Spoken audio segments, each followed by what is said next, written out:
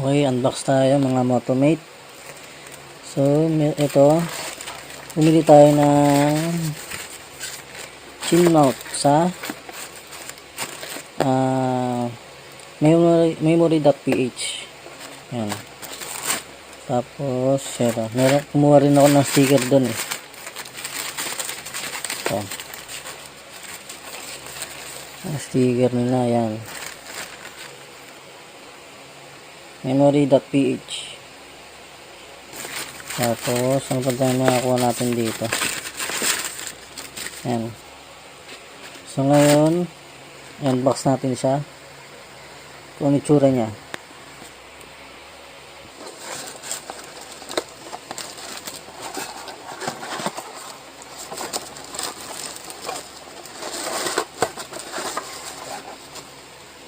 Ayan siya. Bagong version ng Telesin. Ayan. Meron siyang kasamang ano tawag nito? Basta ito. Ayan. So, kakabit natin ngayon sa papansin ko dito, ito siya. Nagagalaw siya yung gilid niya. Tsaka yung strap niya, ito. Maganda siya ngayon, eh. May ayan, ayan siya. Nagagalaw siya. Kaya fit na fit dun sa helmet natin.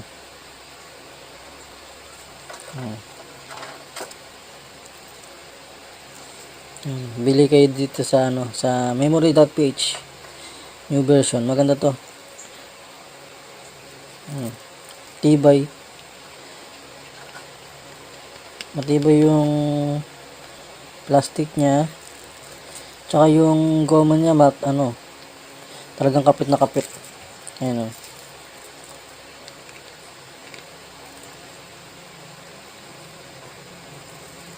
Ayan. So, ikakabit natin siya sa Evo helmet. Ayan, Evo helmet natin. Ayan. So, ang itsura siguro niya ganyan, gaganyan natin. Okay. So, kapit na natin to. Ayan mga Motomate,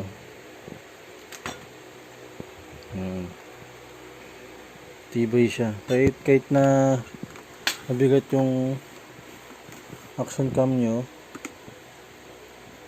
hindi siya nagagalaw. Kapit na kapit.